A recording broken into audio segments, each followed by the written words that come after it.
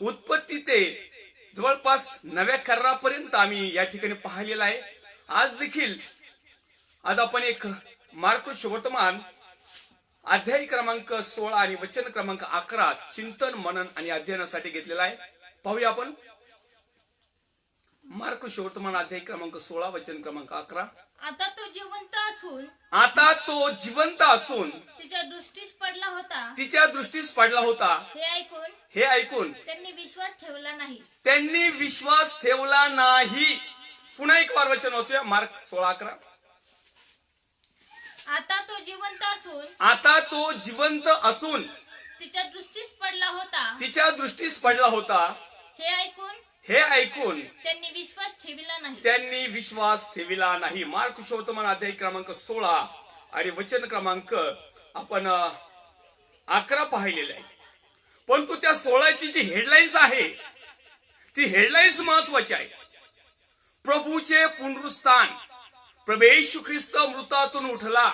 प्रभू येशूने मृत्यूवर विजय मिळवला. प्रभू येशूने मृत्यूला झुकवलं. प्रभू येशूने त्या ठिकाणी स्वतः शरीरासकट, देहासकट, जीव आत्म्यासकट तो त्या ठिकाणी उठला.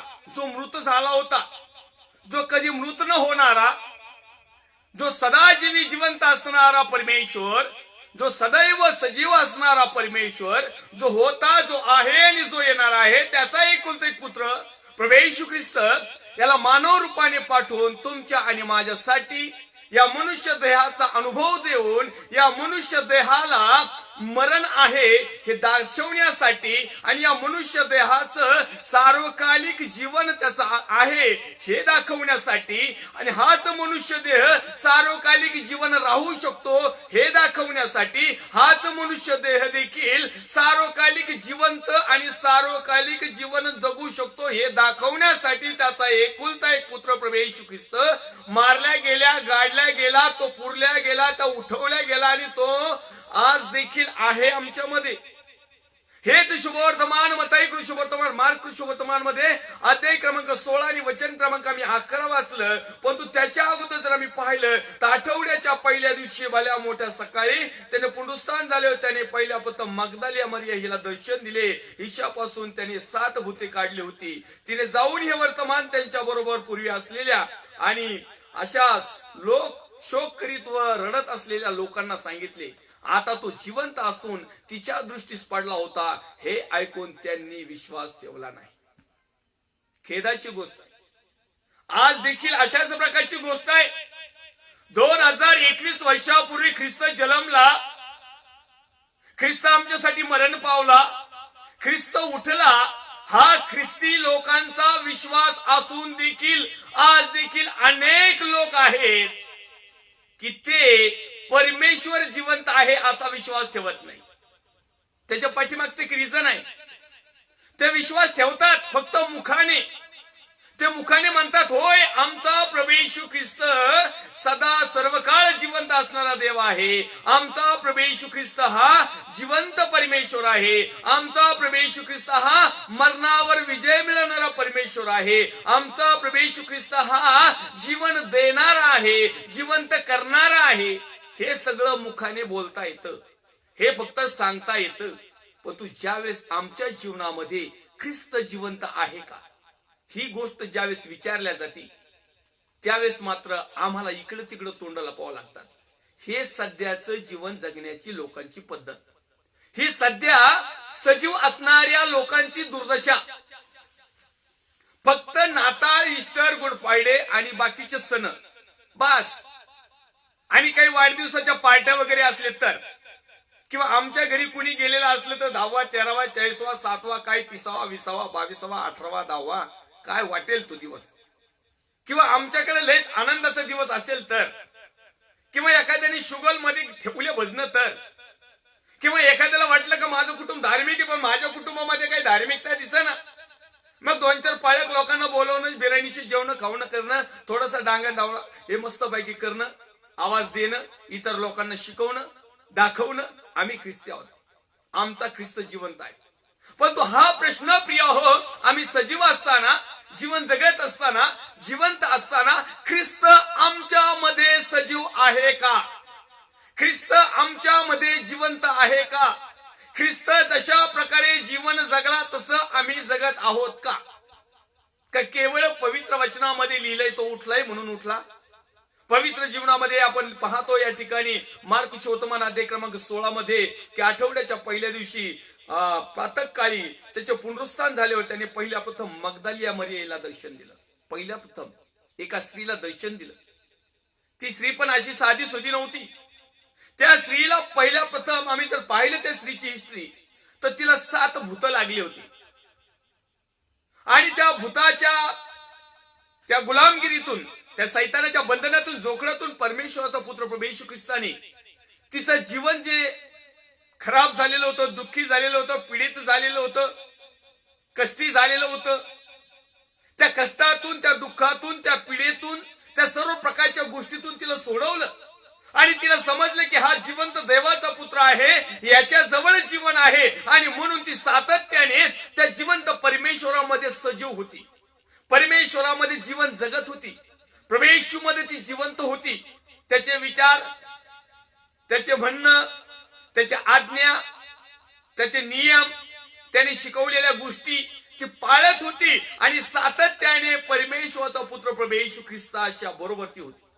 आणि म्हणून मरण पावल्याच्या नंतर दुःखी तर सर्वच लोक झालेले होते, शिष्य झालेले होते, अनेक बिलिओस भाऊ बहीण आई वडील झालेले होते, परंतु ही मरिया मगदलिया आणि ज्या काही 2 4 5 स्त्रियांचा त्या ठिकाणी जास्त प्रमाणात उल्लेख दिलेला आहे, ज्या सातत्याने परमेश्वराचा पुत्र प्रभू येशू ख्रिस्ताची सेवा जिवंतपणे करत होत्या, त्या दिवशी एक सुगंधी द्रव्य लावण्यासाठी जाणाऱ्या होत्या, परंतु त्यांना दुसऱ्या दिवशी जाता आलं नाही आणि म्हणून त्या शब्दात दिवशी त्या ठिकाणी थांबल्या आणि भल्या मोठ्या रविवारी पहाटे त्या तिकडे जाणार. त्या ठिकाणची मिस्ट्री अशी एका ठिकाणी सांगू इच्छित नाही. या ठिकाणी आम्हाला पाहायला मी आपण डायरेक्ट वचन टू वचन घेऊया.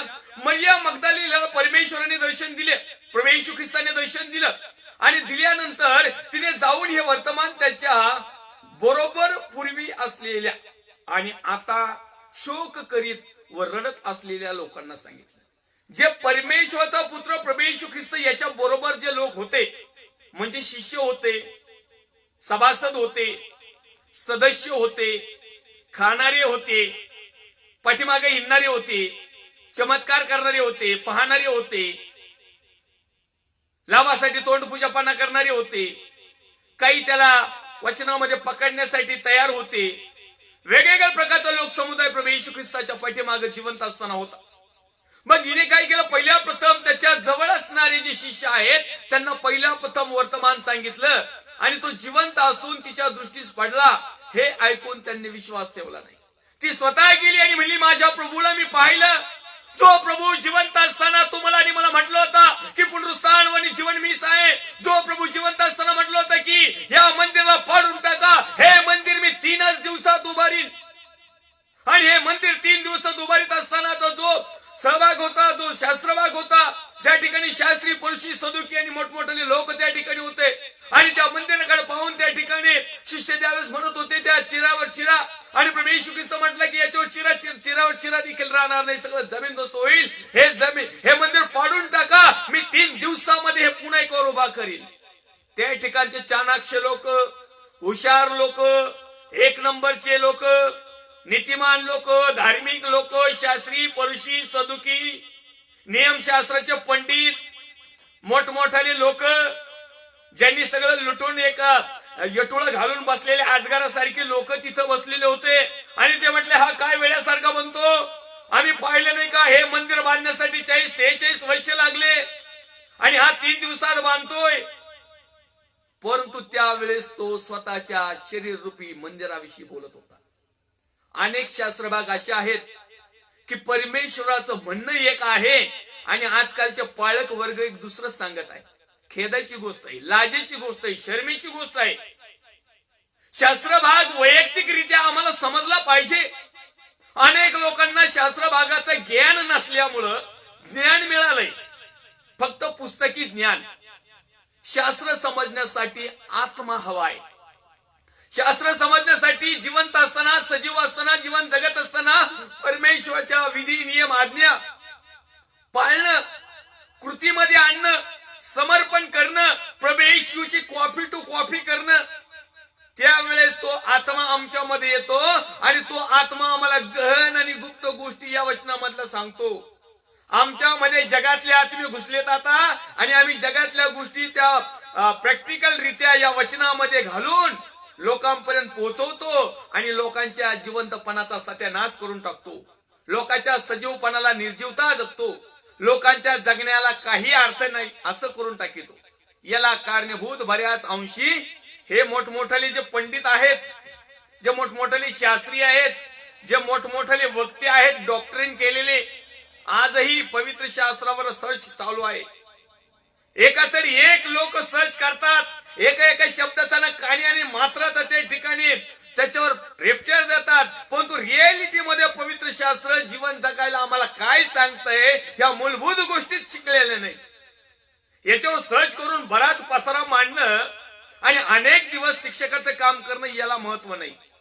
तर त्याच्यामध्ये जे काही लिहिलंय ना आज्ञा, त्या पाळणं खूप महत्वाचं आहे. का पवित्र शास्त्रामध्ये करंतीकारच्या पुस्तकामध्ये असं लिहिलेलं आहे. अन्य भाषाविषयी तो टॉपिक आहे, परंतु मी या ठिकाणी एक उदाहरण दाखल या ठिकाणी घेऊ इच्छित आहे. 10,000 शब्द अन्य भाषेमध्ये बोलण्यापेक्षा 5 शब्द उमजून समजून ज्यांनी लोकांची उन्नती होईल, ज्यांना लोकांना पश्चाताप होईल, जे लोक सजीव राहतील, ज्या लोकांना जिवंत राहायचं शिकलं जाईल, जो मनुष्य जीवन कसं जगायचं हे शिकल, असे 5च शब्द महत्वाचे आहेत. 10,000 शब्दाचं रेकॉर्ड करण्यापेक्षा 5 शब्द जे तुमच्या आणि माझ्या तारणासाठी महत्वाचे आहेत, जे तुमच्या आणि माझ्या सजीव राहण्यासाठी महत्वाचे आहेत, जे तुम्हाला आणि मला जीवन जगण्यासाठी महत्वाचे आहेत, जे 4-5 शब्द किंवा जे काही गोष्टी आम्हाला परमेश्वराच्या वचनाच्या माध्यमातून मिळाल्या त्या आम्हाला सार्वकालिक जीवनाकडे घेऊन जाणं याला महत्व आहे. अनेक लोक शिक्षण काय देतात, पिढीना पिढ्या काढतात. दाविदाची पिढी, त्याची पिढी, अब्रामाची पिढी, मोशेची पिढी, पार अब्रामाच्या पिढीपर्यंत जातात. अहो, त्या पिढीचा आणि आताचा काही संबंध नाही. आता आम्ही ख्रिस्ताचे लोक आहोत, आम्ही ख्रिस्ताचे लेकर आहोत आणि म्हणून आम्हाला ख्रिस्ताचे गुण आमच्यामध्ये असायला हवेत. ख्रिस्ताच्या सगळ्या गोष्टी आमच्यामध्ये असल्यानंतर आम्ही सजीव आहोत, आम्ही जिवंत आहोत, आमचं जगणं व्यवस्थित आहे. या ठिकाणी अशाच प्रकारे ख्रिस्त तुमच्या आणि माझ्या आणि जगाच्या पापासाठी मरण पावला, तो उठला आणि एका बहिणीला त्याने दर्शन दिलं आणि त्या बहिणीने धावत जाऊन त्याच्या प्रिय शिष्यांना त्या ठिकाणी सांगितलं. आणखीन जे काही दुसरे शोक करत होते, रडत होते, घाई करत होते, मार्क सुवर्तमानामध्ये अध्याय क्रमांक 16 आणि वचन क्रमांक 10 मध्ये लिहिले, तिने जाऊन हे सुवर्तमान त्याच्या बरोबर पूर्वी असलेल्या आणि आता लोक जे शोक करीत असून, जे शोक करीत व रडत असलेल्या लोकांना सांगितले. काही लोक प्रभू येशू ख्रिस्तासाठी शोक करत होते, रडत होते, दया मोकलून रडत होते. त्याच्यामध्ये आता वेगवेगळ्या कॅटेगरी आहेत. आपला विषय जिवंतपणाचा आहे, सजीवपणाचा आहे, जीवन जगण्याचा आहे. म्हणून मी ते लोक कशा प्रकारे धाव करत होते याविषयी आपण चिंतन म्हणून अध्ययन करणार नाहीत. परंतु ते लोक जे परमेश्वराच्या साठी शोकाकुल झाले होते अशा लोकांना तिने जाऊन सांगितलं. किती खुश व्हायला पाहिजे, किती आनंदी व्हायला पाहिजे, किती उड्या मारायला पाहिजेत. अहो, त्यांचा पवित्र आत्मा असा किती उत्स्फूर्त झाला पाहिजे. शोक करतात प्रभूसाठी, आठवण करतात प्रभूची, रडतात प्रभूसाठी आणि ज्यावेळेस एक व्यक्ती, एक बहीण येऊन सांगते की प्रभू जिवंत आहे, प्रभू मरणावर विजय मिळवला, प्रभू सजीव झाला, प्रभू जिवंत झाला, मला पाहिलं त्याने, मी त्याला पाहिलं, माझ्याबरोबर बातचीत केली आणि मी ती वार्ता तुम्हाला सांगायला आली. या ठिकाणी त्या लोकांनी विश्वास ठेवला नाही. आजही अशाच प्रकारचे लोक आहेत, जिवंत प्रभू मध्ये जगतात, सजीवता आहेत, जगतात तर प्रभू मध्येच, नामधार्यामध्ये 4 पिढ्या 7 पिढ्या आणखीन काय काय, परंतु प्रभू त्यांच्यामध्ये नाही. आजही ज्यावेळेस सुवर्तमान सांगितलं जातं की प्रभू उठला आहे, आम्ही लगेच पाठीमागून हो खरोखर उठला आहे, आता ईस्टरला होईलच, लोक निघतीलच. जसं नाताळाला निघतात ना, नाताळाच्या अगोदर काही दिवस डबा घेऊन रात्रीच्या इराच्या लोकांच्या झोपामोडीत येत, जीवन जगणारे, चांगले काबाड कष्ट करणारे, शांत झोपलेले असतात, रातचे येऊन त्यांच्या झोपामोडीत येत, डब्यासाठी झोपामोडीत येत, त्यांचे काही घेणं देणं नसतं. तिथे येऊन म्हणतात आज दाविदाच्या कुळात तारणारा जन्मला आहे, तो ख्रिस्त प्रभू आहे. बाकीचे म्हणतात हो तारणारा जन्माला उठलाय. काही लोक पाठच निघत आहेत. तसंच इथं पण ईस्टरला तो उठला आहे. बाकीचे लोक हो खरोखर उठला आहे. अहो तुमच्या जीवनामध्ये, तुमच्या सजीवपणामध्ये, तुमच्या जिवंतपणामध्ये, तुमच्या जगण्यामध्ये आज देखील ख्रिस्त झोपलायच. आज देखील ख्रिस्त तुमच्या आणि माझ्यासाठी मरणच पावलाय. अजून तो पुनरुत्थानितच झालेला नाही. तो ओरिजिनल संपूर्ण जगासाठी झालाय, पण तो आज आमच्यामध्ये ख्रिस्त खरोखर उठलाच नाही. ज्या अर्थी आम्ही उठलो नाही, ज्या अर्थी आम्ही सजीव नाहीत, ज्या अर्थी आम्ही जिवंत नाहीत, ज्या अर्थी आम्ही विश्वास ठेवत नाही, ही सत्य घटना त्या टायमिंगला त्याच्या बरोबर असणाऱ्या 12 शिष्य, आणखीन काही 70 शिष्य, आणखीन 3000 लोक जे काही असतील XYZ, त्यांनी विश्वास ठेवला नाही असं वचन सांगतंय. आता तो जिवंत असून तिच्या दृष्टीस पडला होता हे ऐकून त्यांनी विश्वास ठेवला नाही. आज काय चाललंय? हेच चाललंय. जिवंत प्रभूवर जगायचं, जिवंत दानपात्रावर जगायचं, परंतु ज्याच्या नावाने आम्ही जीवन जगतो, ज्याच्या नावाने आम्ही जिवंत आहोत, ज्याच्या नावाने आम्ही सजीव आहोत, ज्याच्या नावामुळे आम्हाला कुणीतरी काहीतरी फादर, पास्टर, रेव्हरंड, काय मास्टर, फिस्टर, साहेब, हे कोण म्हणते, त्याचं नाव आमच्यामध्ये जिवंत आहे का? त्याच्या नावाला आम्ही उंच करत आहोत का? नुसतं मुखाणी नाही, नुसतं मोठ्या आवाजामध्ये नाही, लय मोठे एक सभा लावून नाही, तर आमच्या कृतीमधून तो जिवंत आहे का? आमच्या कृतीमधून तो सजीव आहे का? आमच्या जगण्यामध्ये तो दिसत आहे का? हा महत्वाचा मूळ भाग आहे. याला म्हणतात पवित्र आत्म्याचं प्रकटीकरण, याला म्हणतात पवित्र आत्म्याचं मार्गदर्शन. नुसतं म्हणणं आणि कृती करणं यामध्ये खूप काही फरक आहे. या स्त्रीने सांगितलं, कारण या स्त्रीने पाहिलं, ह्या लोकांनी पाहिलं नव्हतं म्हणून त्यांनी विश्वास ठेवला नाही. बरेचसे उदाहरणं आपण जीवन जगत असताना त्या काळात जर पाहिले, त्याच्या शिष्यापैकी देखील आहेत. ज्यावेळेस त्यांनी वार्ता सांगितली, 2 जण पळाले, 1 जण धावत एकाच्या अगोदर जाऊन त्या ठिकाणी डोकवतोय. 11 जणांमध्ये प्रभू येशू उपस्थित होते. त्याच्यामध्ये आणखीन एक अब्सेंट असतो, थोमा पास्टर, थोमा ब्रदर, थोमा साहेब, थोमा कोऑर्डिनेटर, थोमा रेव्हरंड. काय पदवी द्यायची तेवढी द्या. ते म्हटले नाही नाही नाही नाही, मी स्वतः त्याला माझ्या या खोपड्याने पाहिल्याशिवाय, माझ्या ह्या मोठ्या भिगाच्या काचाने पाहिल्याशिवाय, माझे हे पापात भरकटलेले हात त्याच्या याच्यामध्ये घातल्याशिवाय, कुशीत घातल्याशिवाय मी विश्वास ठेवणार नाही. अहो लाखो करोडो चमत्कार परमेश्वराने तुमच्या आणि माझ्या जीवनामध्ये केलेले आहेत. आज जे तुम्ही आणि मी जिवंत आहोत ही परमेश्वराची दया आणि कृपा आहे. प्रत्येक समयाला परमेश्वर आम्हाला सुरक्षित ठेवतो. तरी देखील आज आम्ही म्हणतो नाही नाही, माझ्या प्रभू, माझ्या जीवनात तू जर सत्य आहेस, तू जर खरोखर आहेस, तर माझी ही प्रार्थनाचं उत्तर दे, माझे हे साकडं ऐक, माझं हे काम केलं तरच मी समजेल की तू खरा प्रभू आहेस. काय फरक आहे थोमामध्ये आणि आमच्यामध्ये? हा चिन्ह आणि चमत्कार झाला तरच तू खरा देव. त्या टायमिंगला थोमाने तसंच केलं. तो थोमा तर डायरेक्ट त्या 12 शिष्यापैकी एक होता. डायरेक्टली देहाने आलेल्या प्रभू येशू ख्रिस्ताबरोबर भोजन केलं, हिंडलं फिरलं, सगळ्या गोष्टी केल्या. तो स्वतः त्या ठिकाणी म्हणत आहे, मी माझ्या डोळ्यांनी पाहिल्याशिवाय त्याच्यावर विश्वास ठेवणार नाही. आता मृतावरून विजय झालेला, मृतामधून विजय मिळवलेला परमेश्वरचा पुत्र प्रभू येशू ख्रिस्त याला एका बहिणीने त्या ठिकाणी साक्ष देती. ती बहीण येऊन सांगती की मी प्रभूला पाहिलेला आहे, तो जिवंत असून माझ्या दृष्टीस पडलाय. त्यांनी विश्वासच ठेवला नाही.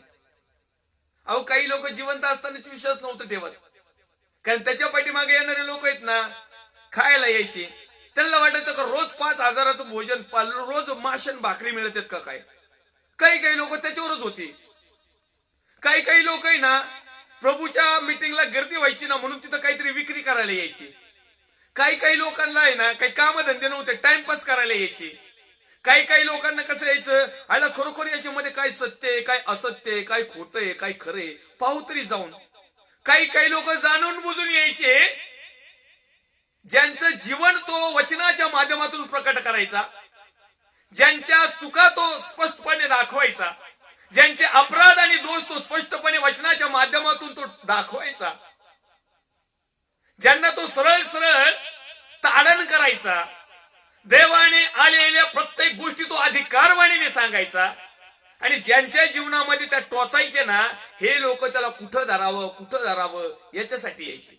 अशा बऱ्याच प्रकारचा लोक समुदाय जीवन जगत असताना, प्रभू येशू ख्रिस्त जिवंत असताना, सजीव असताना हा जमाव जमायचा. यामधले काही लोक आहेत, आजही पण आहेत, अशाच प्रकारचा जमाव आहेत. काही फक्त बिर्याणीचं जेवण चर्च मध्ये असलं तर बघा गर्दी किती असते.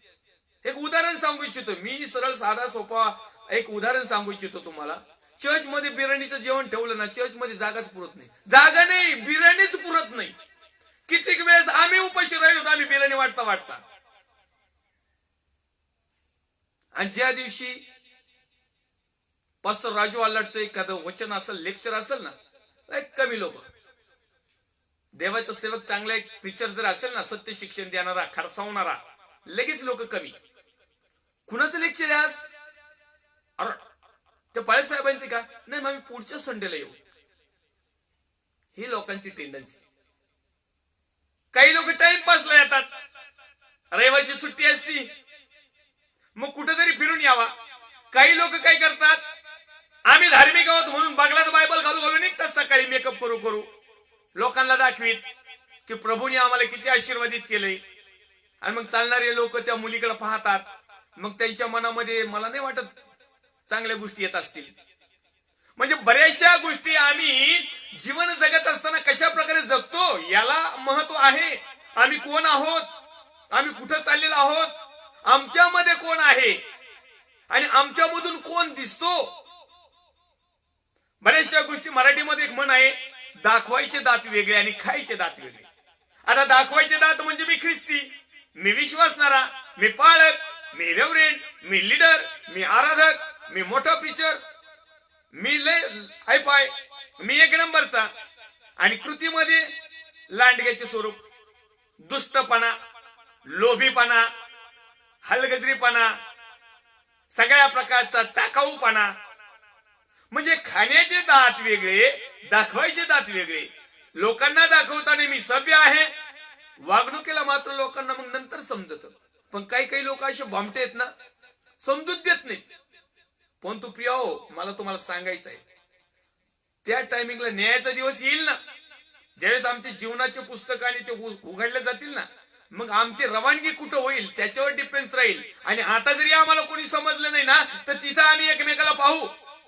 भले एक स्वर्गाच्या राज्यात असेल, एक नरकाच्या राज्यात असेल, एक अधोलोकात असेल, एक सुखलोकामध्ये असेल, एकमेकाला 100% पाहू. आणि मग आम्हाला समजेल की जगामध्ये जीवन जगत असताना आम्ही काय करत होतो, हे काय करत होते. आता लोक म्हणतात न्याय करू नका, दोष दाखवू नका, चुका दाखवू नका. अहो मग जीवन जगताना तुम्हाला काय दाखवायचं? जिवंत असतानाच ह्या गोष्टी आम्हाला समजणं खूप महत्वाचं आहे. जिवंत असतानाच देवाचा पुत्र प्रभू येशू ख्रिस्त त्या प्रिय शिष्यांना अगोदर 3 वेळेस भाकीत केलं होतं, 3 वेळेस प्रकटीकरण सांगितलं होतं की पहा, तुमच्या जगाच्या तारणासाठी मला अर्पण्यात येईल, मला टांगण्यात येईल, मला मारण्यात येईल, माझा छळ होईल. या गोष्टी शिष्यांना अगोदर प्रकट केल्या होत्या. असं नाही, आणि त्याही वेळेस प्रकट केलं होतं की मी उठेल, माझं पुनरुत्थान होईल, मी मरणावर विजय मिळवेल, मी सजीव राहील कारण मी सजीव आहे, मी जिवंत राहील कारण मी जिवंत आहे, मी सर्व काळ जगल कारण जगणंच माझ्यापासून निर्माण झालेलं आहे. मी अल्फा आणि मी ओमेगा आहे, मी आदी आणि अंत आहे, मी सुरुवात आणि शेवट आहे, मी सर्व करता आहे. अगोदरच सांगितलं होतं, हे शिष्यांनी ऐकलं होतं. चांगलं एकदा नाही, दोनदा नाही, 3 वेळेस प्रभू येशूने स्वतःच्या मरणाविषयीचं भविष्य सांगितलं होतं. चौथ्यांदा खरोखर मरण पावल्यानंतर आणि खरोखर उठल्यानंतर म्हणजे सांगितलं एक. मला तुम्हाला या वचनाच्या माध्यमातून एक गोष्ट सांगायची, प्रभू येशू ख्रिस्त देहाने असताना डायरेक्ट टू डायरेक्ट ज्या गोष्टी परमेश्वराचा पुत्र प्रभू येशू ख्रिस्ताने पित्यापासून आलेल्या ज्या गोष्टी जे त्याच्या जीवनाविषयी होत्या, त्या ज्यावेळेस शिष्यांना सांगितल्या, त्या शरीराने, देहाने, जीवाने, आत्म्याने आणि समोरासमोर सांगितल्या, स्वतःच्या मुखातून सांगितल्या, स्वतःच्या आवाजातून सांगितल्या, प्रॅक्टिकल मध्ये सांगितल्या, त्यांच्या समोर सांगितल्या. हीच गोष्ट 3 वेळेस झाल्यानंतर हाच प्रकार ज्यावेळेस प्रॅक्टिकल मध्ये आला, म्हणजे देवाचा पुत्र प्रभू येशू ख्रिस्त मरण पावला ओरिजिनल, त्या टायमिंगला त्यांनी प्रकटीकरण केलं, पण तोपर्यंत तो जिवंत होता.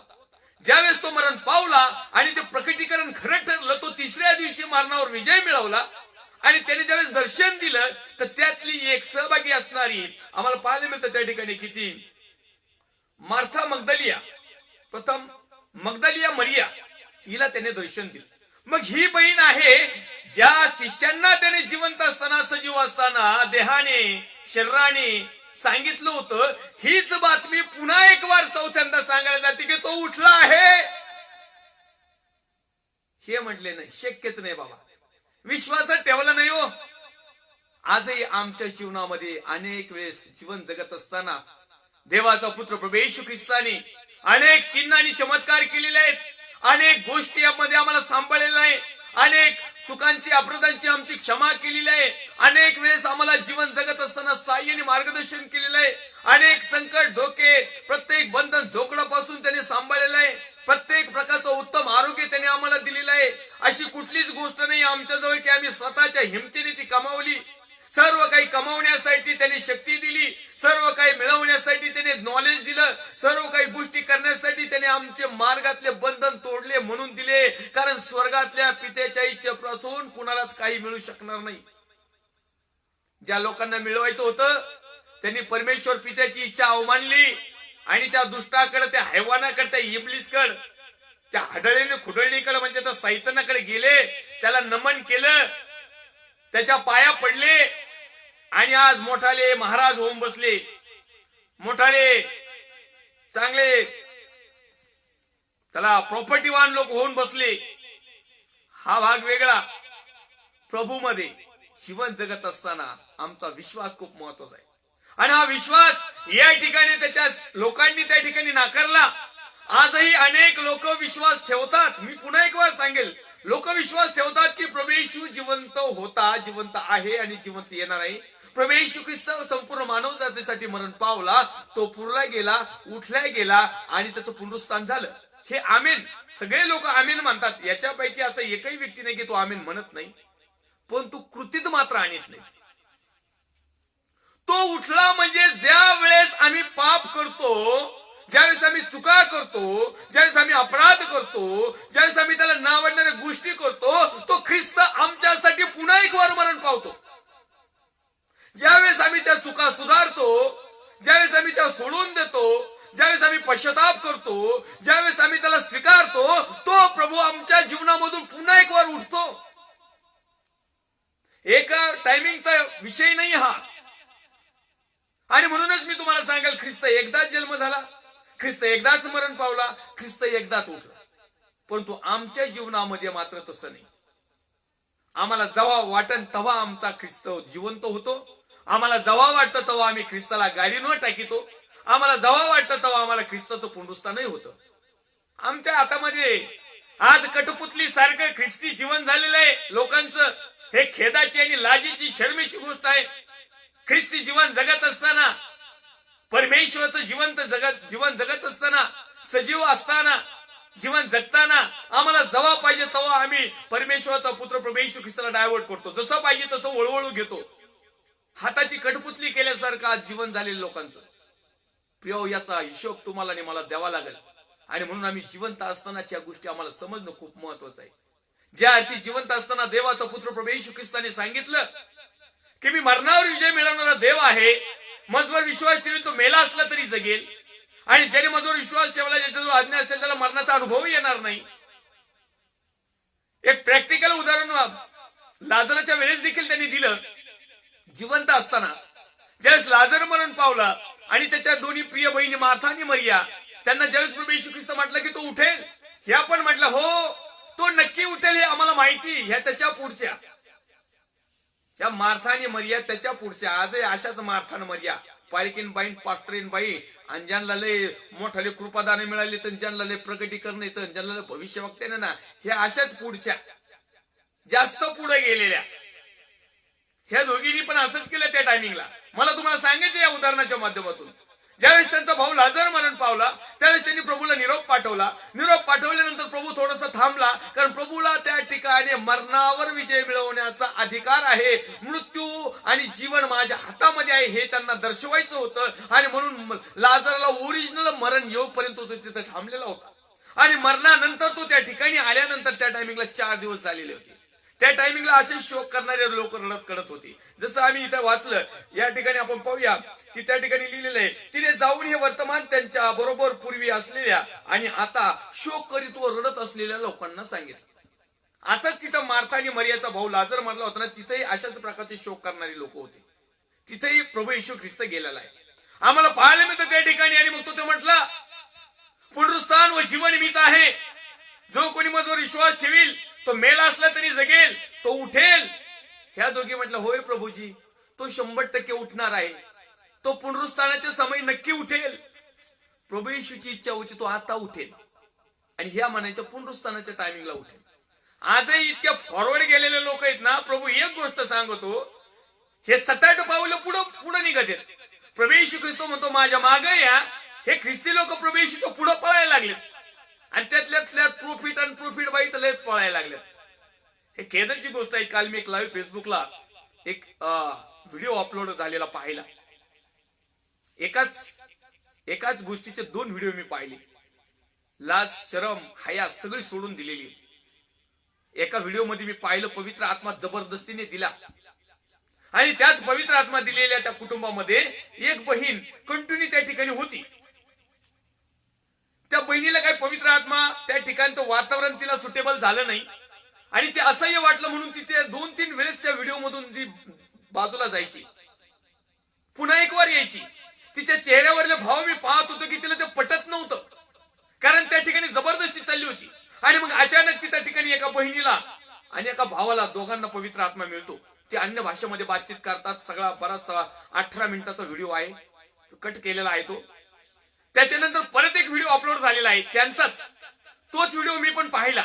त्या व्हिडिओ मध्ये जी बहिणीला पटत नव्हतं की हा पवित्र आत्मा हे जबरदस्तीने देऊ राहिले, आज हेच आता थोड्या वेळापूर्वी मिळालेल्या पवित्र आत्मा मिळालेली तिची कोण पाळकीनबाई होती ना, किंवा कोणती ती सिस्टर असन, तिला लय मोठं प्रकटीकरणाचं कृपादान मिळालं होतं. त्या ते कोण ब्रदर असतील त्यांना तर लयच मोठं एवढाले ढापान लावलेली होते, त्याला नीटनेटकं उभा राहता येत नव्हतं. ज्यावेळेस पवित्र आत्मा मिळाले यांना प्रार्थना येत नव्हत्या, ते अन्य भाषेमध्ये काय काय बोलत होते मलाही समजलं नाही. मी खूप कान लावला, परंतु माझ्याही समजेच्या पलीकडे गेलं ते. आणि ज्यावेळेस मी तो व्हिडिओ पुन्हा एक वार पाहिला, दुसरा व्हिडिओ, तर त्या पहिली जी बहीण होती जिला पवित्र आत्मा मिळालेला नव्हता आणि तो तिला पसंतही नव्हता, कारण त्या ठिकाणचं वातावरण तिच्या चेहऱ्यावरून लक्षात येत होतं, तिला समजत होतं की हे सगळं डुप्लिकेट चाललेलं आहे, म्हणून ती वारंवार त्या व्हिडिओ मधून जायची. पण तेच घरात असल्या कारणाने पुन्हा एक वार ती त्या व्हिडिओ मध्ये दिसली. ह्याच नवीन पवित्र आत्मा मिळालेले आणि त्यांचा जो कोण लय मोठा पिक्चर होता, लय 50 वेळेस हात ठेवून ढकलून करून, तर त्या बहिणीला त्यांनी अक्षरशः त्या किचन मध्ये सगळ्यांनी मिळून इतके काही गोंधळ घातलेला होता, तर अक्षरशः मी ज्यावेळेस तो व्हिडिओ ऐकत होतो तर माझं डोकं हँग झालं होतं. कदाचित असं मला वाटलं की त्याच्यातले दुष्टात्मे येऊन माझ्यात घुसतात की काय. इतका गोंधळ करून त्या बहिणीला इतकं काय पॅक केलं होतं. आणि अक्षरशः मी खरोखर सांगतो, मी एक अतिशयोक्ती नाही करत, तो कुणी तिला लाता मारित होते, कुणी बुक्क्या मारित होते, कुणी झापडी मारित होते, कुणी तिचे केस धरू हिंदळीत होते. इतकी लाजेची आणि शर्मेची खतरनाक गोष्ट. आणि ते पण लाईव्ह सोडली. लाईव्ह सोडणारे काही विधर्मी लोक नाहीत, ख्रिस्ती लोक. कळलं पाहिजे आपल्याला लाईव्हला काय सोडायचंय, काय नाही सोडायचं, जीवन कसं जगायचंय. अजून लोकांना आकलीचा पत्या नाही. याच्यामुळं ख्रिस्ताच्या नावाची बदनामी होती. ह्याच्यामुळं ख्रिस्ती जीवन आज लोकांना नकोशी व्हायला लागलं. म्हणजे ख्रिस्ती जीवनाकडे लोक येत नाही. ते म्हणतात आम्हाला ख्रिस्त आवडतो, परंतु ख्रिस्ती लोक नाही आवडत, कारण ख्रिस्तामध्ये ते सर्व गुण आहेत, पण ख्रिस्ताच्या लोकांकडे मात्र ते नाहीत. काय करतात त्या ख्रिस्ती जीवनाला? आम्ही विधर्मी असताना ख्रिस्ताने सांगितलेल्या गोष्टी आम्ही पाळतो. ही गोष्ट महत्वाची, आम्ही जीवन जगताना कसं जगतो. आणि अक्षरशः त्या बहिणीला त्या ठिकाणी कुणी कुठं मारतंय आता मला सांगायला लाज वाटते. काय ठिकाणी मारलं. तुम्हाला लाईव्ह फेसबुकवर तो व्हिडिओ कुठं ना कुठं सापडेल. मला त्या भावाचं, बहिणीचं किंवा त्या पालकाचं या ठिकाणी नाव पण मला माहिती आहे, कारण तो व्हिडिओ मी सेव्ह पण करून ठेवलेला होता. मला त्याचा अपमान करायचा नाही. त्या पालकाचा अपमान म्हणजे ख्रिस्ती धर्माचा अपमान. फक्त मला एवढंच सांगायचंय, की जीवन जगत असताना ख्रिस्ती जीवनाच्या चिंधाड्या करू नका. तुमच्या जगण्याला काही अर्थ नाही. तुम्हाला नसलं जगायचं ना, ख्रिस्ती जीवन जगू नका. परंतु ख्रिस्ताच्या नावाची डुप्लिकेट गोष्टी करून ख्रिस्ताचं नाव मात्र बदनाम करू नका. कारण या काळात असंच झालं की ज्या ख्रिस्ताने जिवंत असताना 3 वेळेस आपल्या मरणाविषयीचं भाकीत दिलं की मी सजीव होणार आहे, मी जिवंत होणार आहे, मी सार्वकाल जगणार आहे आणि माझ्यावर विश्वास ठेवणारा देखील सार्वकालिक वतन मिळेल, माझ्यावर विश्वास ठेवणारा सर्व काळ जिवंत राहील. याच एका बहिणीला तो त्या ठिकाणी दर्शन देत असताना ती बहीण जाऊन त्या ठिकाणी सांगते की तो जिवंत असून माझ्या दृष्टीस पडलाय. हे ऐकून त्यांनी विश्वास ठेवला नाही. यानंतर त्यांच्यापैकी 2 जण अरण्यात चालले असता त्यांना तो दुसऱ्या रूपाने प्रकट झाला. त्यांनी जाऊन इतरांना सांगितले तरी त्यांनी त्यांच्यावरही विश्वास ठेवला नाही. परत एकदा त्याच शिष्यांपैकी 2 भेटतोय, त्यांना देखील तो अद्भुतरित्या दाखवतोय आणि ज्या वेळेस त्यांनी उपकार स्तुती करून ते जेवणाच्या टायमिंगला त्यांना ओळखता आलं. बराच वेळ त्यांना ओळखताच आलं नाही की हा ख्रिस्त आहे आमच्या बरोबर. परंतु ज्या वेळेस त्यांनी उपकार स्तुती केली त्यावेळेस त्या शिष्याने ओळखलं की हा ख्रिस्त आहे.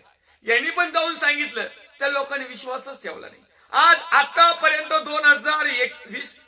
2000 सालापासून आताच्या 2021 पर्यंत अनेक कितीतरी देवाच्या अभिषिक्त सेवक सेविका विश्वासणाऱ्या भावांनी, बहिणींनी, आई आणि वडिलांनी आणि पवित्र आत्म्याने प्रेरित झालेल्या लोकांनी सांगितलेलं आहे की ख्रिस्त जिवंत आहे.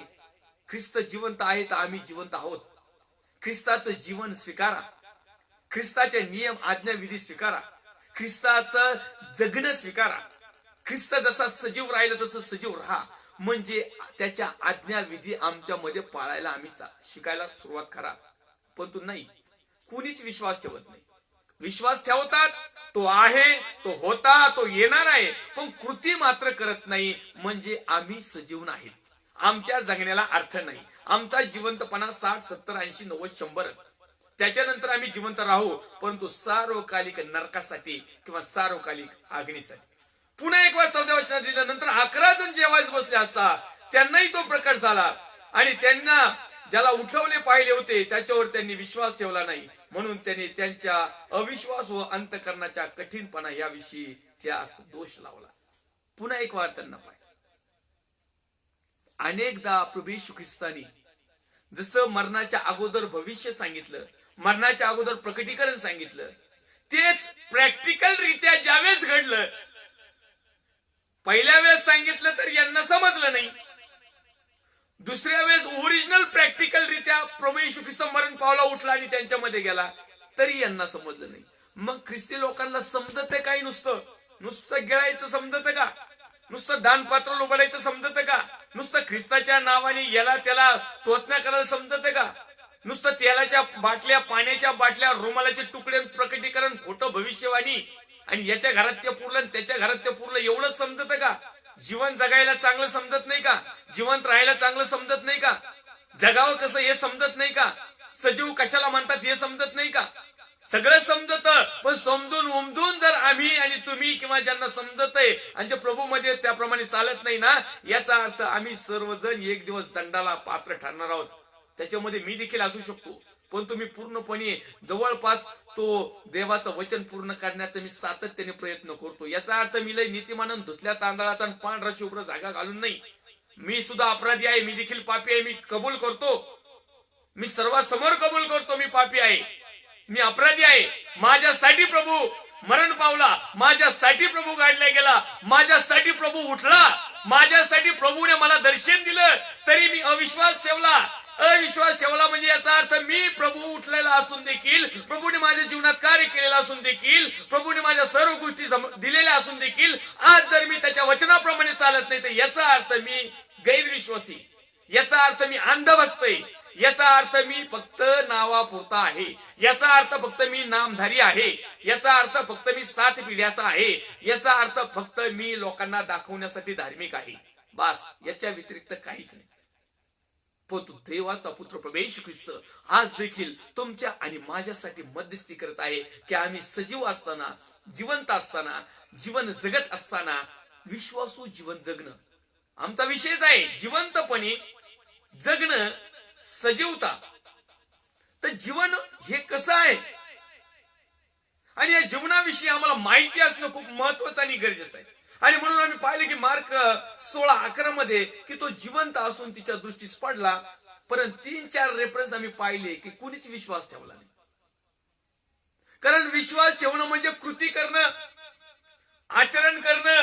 कारण विश्वास केव्हा जिवंत राहतो?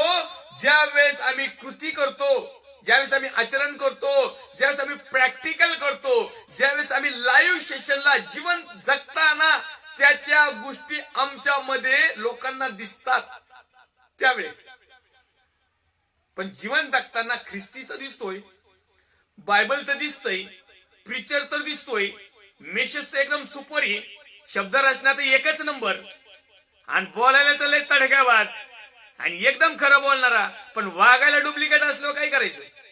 आता मी माझ्या स्वतःवर उदाहरण घेतलं, कारण बऱ्याच अंशी असं होतं की दुसऱ्याचं नाव घेतलं का लोकांना लय कळा लागायच्यात. आता मी स्वतःच हेडलाईन्सला येतो, कारण अनेक लोक म्हणतात चुका दाखवू नका, मीच पापी आहे.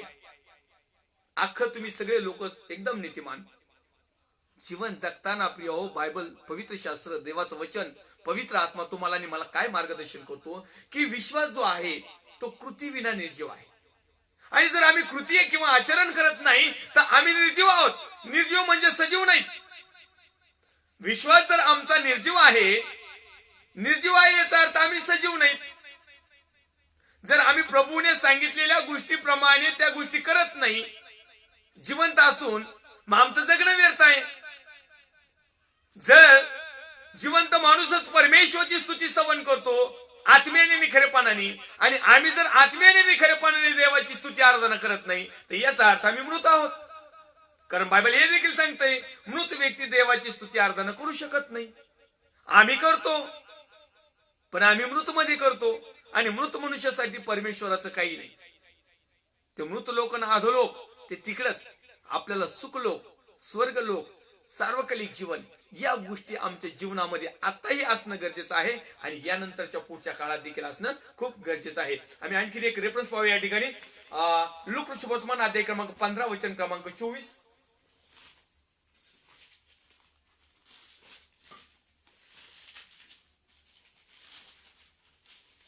लूक सुवर्तमान अध्याय क्रमांक 15 वचन क्रमांक 24.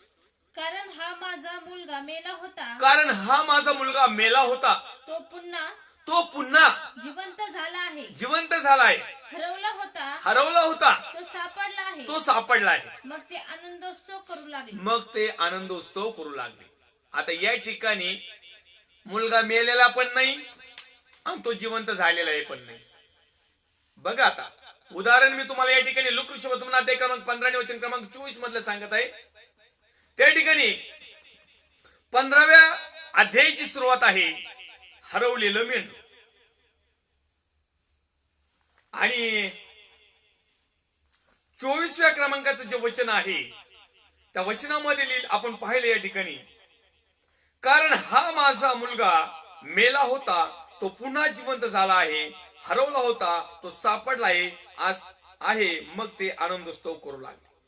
त्याच्यामधला 11व्या क्रमांकाचा जो वचन आहे त्याची हेडलाईन्स आहे उधळ्या मुलगा व त्याचा वडील भाऊ. आता हे दोन भाऊ आहेत. या ठिकाणी मी उदाहरण, मला असं वाटतं की हे अर्धवट राहू शकतंय. पुढच्या लाईव्ह सेशनला आपण हे उदाहरण घेऊन येणार आहोत, कारण हे उदाहरण खूप मोठं आहे. तरी मी शॉर्टकट मध्ये सांगण्याचा प्रयत्न करतो, कारण आपल्याला हा जिवंत भाग पुढे लिहायचा आहे. दोन भाऊ आहेत आणि दोन्ही भाऊ आई वडिलांच्या सेवेमध्ये हजर आहेत. एकाने काय केलं, मित्रांची संगत गलत असल्या कारणाने किंवा त्याला जगाचा लोभ लोष असल्या कारणाने त्याने आपल्या पित्याला म्हटलं की बापा माझी संपत्ती, माझा वाटा तू मला दे. त्या ठिकाणी त्याने वाटा घेतला आणि तो दूरदेशी जाऊन राहू लागला, चैनबाजी करू लागला, आयुष्य आराम केला, काय वाटेल ते दुनिया केली. आणि त्याच्या ज्या द्रव्याच्या धनावर, ज्या द्रव्यावर, ज्या पैशावर जो टना उड्या मारित होता ना, लय लांब गेला फॉरेनला, लय इस्रायलच्या टुरा मारल्या ना. जेव्हा तिकडे जाऊन त्याचा पैसा संपला आणि जेव्हा त्याला कुणी काम द्यायना, खायचे वांदे व्हायला लागले, डुकराला जे शेंगा टाकीत येत ना, ते शेंगातले ते टलपर शोधून त्याच्यातले शेंगदाणे खाण्याचा प्रयत्न करू लागला. त्याच्या लक्षात आलं माझ्या बापाच्या घरी लय रेलचेल, माझ्या बापाच्या घरी नोकर चाकर, आता चांगले आयुष्य आरामात राहतात नोकर चाकर असून, आला आपण खूप गलत केलं. त्याला पस्तावा झाला, पश्चाताप झाला. तो खेदित झाला आणि तो मनामध्ये म्हटला, बापा स्वर्गातल्या पित्या, मी तुझ्या विरुद्धही पाप केले आणि माझ्या बापा विरुद्धही पाप केले, तर मी त्यांचा पुत्र होण्याच्या लायकीचा पात्रतेचा नाही. मी पुन्हा एक वार जाईल, पाप क्षमा मागल, अपराध क्षमा मागल. मी माझ्या बापाला म्हणेन, बापा मी तुमचं लेकरू आणण्याच्या लायकीचा पात्रतेचा नाही, मला नोकर म्हणून ठेवा.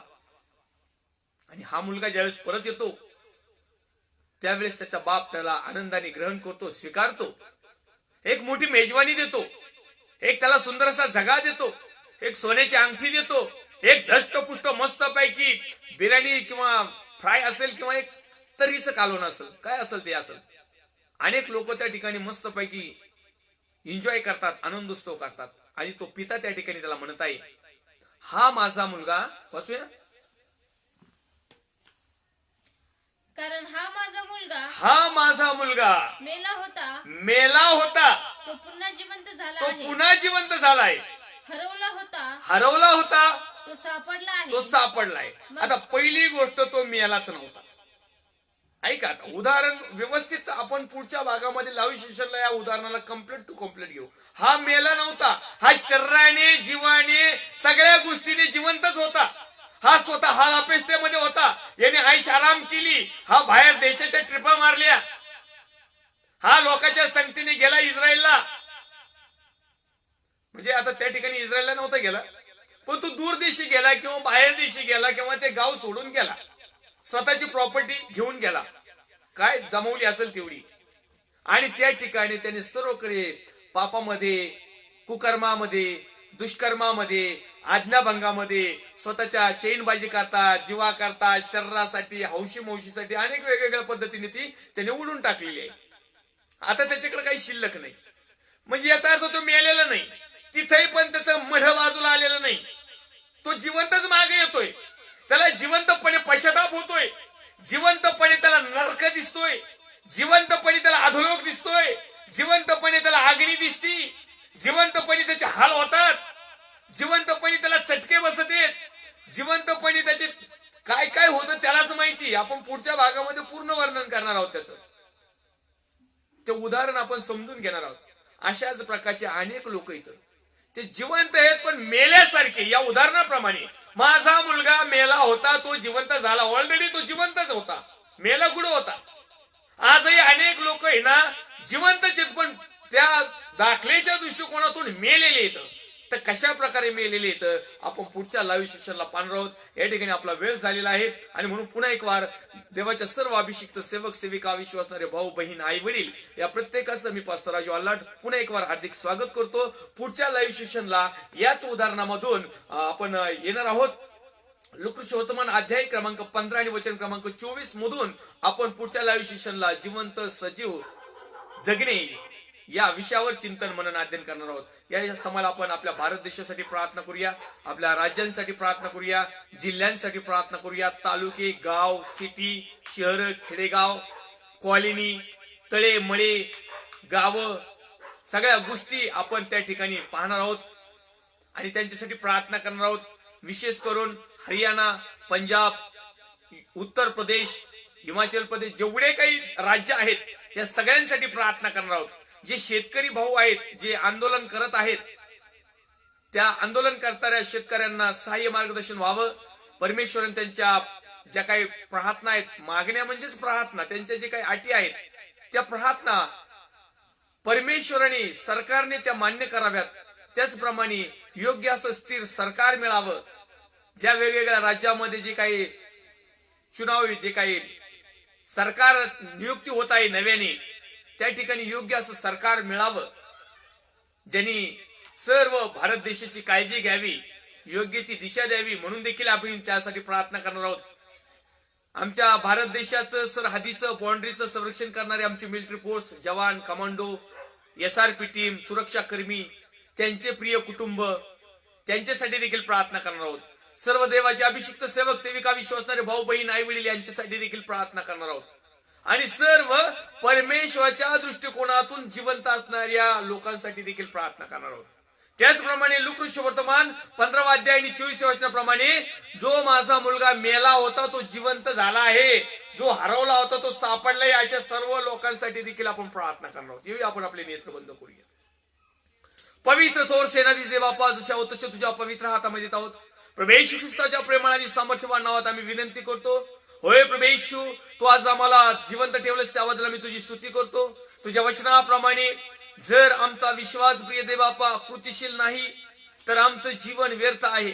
आणि म्हणून प्रिय देव बापा, आजच्या दिवसापासून कसं जीवन जगावं हे तू आम्हाला शिकवलंस त्याबद्दल मी तुझे आभार मानतो. आतापर्यंतच्या सर्व एपिसोड मध्ये तू आम्हाला मार्गदर्शन केलंस, तुझं गौरव करतो. प्रार्थना करतो माझ्या भारत देशासाठी, विशेष करून माझं महाराष्ट्र राज्याचे मुख्यमंत्री माननीय उद्धवजी साहेब, त्यांचे सर्व सहकारी टीम, सर्व पोलीस डिपार्टमेंट, डॉक्टर्स, नर्स, सेवाभावी संस्था, वैयक्तिक लोक, डिपेंडन्स, त्याचप्रमाणे परमेश्वर देव बापा, सर्व देवाचे अभिषिक्त सेवक सेविका, विश्वास परमेश्वर आम्ही प्रार्थना करतो. सर्व देश असणारे आमचे सर्व मिलिटरी फोर्स, सर्व कमांडो जवान, सर्व SRP टीम, सुरक्षा कर्मी, त्यांचे कुटुंबीय, आम्ही प्रार्थना करतो. शेतकरी बंधू ज्या ज्या ठिकाणी असतील ते सर्व, ज्या ठिकाणी प्रचार असेल त्या ठिकाणची परिस्थिती, ज्या ठिकाणी तुझे प्रामाणिकपणे सत्याने आत्म्याने खरेपणाने वचनाची सेवा करणारे तुझे सेवक वर्ग, त्याचप्रमाणे मी प्रार्थनेत आठवण ठेवतो जे आजारी आहेत, बंधनात आहेत, जोखडात आहेत, जे हरवलेले आहेत, जे मेलेले आहेत, जे पुन्हा एक वेळा तुझ्याकडे वळत आहेत, त्या प्रत्येकासाठी प्रिय बापा, प्रत्येकाच्या योजनेनुसार, प्रत्येकाच्या नियोजनानुसार, प्रत्येकाच्या मागणीनुसार, प्रत्येकाच्या प्रार्थनेनुसार, प्रत्येकाच्या विनंतीनुसार, प्रत्येकाच्या बेतनुसार, प्रत्येकाच्या प्लॅनिंगनुसार, प्रत्येकाच्या इच्छेनुसार प्रिय प्रभू त्यांची प्रार्थना ऐक आणि त्यांना तू उत्तर दे. पुन्हा एक वार मला उत्तम असं आरोग्य दिलंस त्याबद्दल मी तुझी स्तुती करतो. माझ्या कुटुंबाचं संरक्षण केलंस, तुझे आभार मानतो. प्रत्येक प्रिय लोक आम्ही तुझ्या पवित्र हातामध्ये देतो. प्रत्येकाला राख आणि सांभाळ, आणि जोपर्यंत या भूतलावर आम्ही जिवंत आहोत तोपर्यंत तुझ्या वचनाप्रमाणे जिवंत राहावं आणि इतरांनाही जीवन शिकवावं. इतरांनी जिवंत राहण्यासाठी पवित्र आत्म्याचं उत्तम मार्गदर्शनासाठी आमचा तो उपयोग करावा अशी देखील तू कृपा कर. सर्व आदर गौरव सन्मान महिमा तुला देत ख्रिस्त येशू जो होता, जो आहे आणि जो येणार आहे, त्या पवित्र प्रभू येशू ख्रिस्ताच्या प्रेमाला आणि सामर्थ्यवान नावात मागतो, स्वर्गीय पिता तोही. आमेन. प्रभू येशू रक्त की जय, प्रभू येशू रक्त की जय, प्रभू येशू रक्ताचा आज जयकार असो. Amen, amen, amen. Praise the lord. Thank you. God bless you.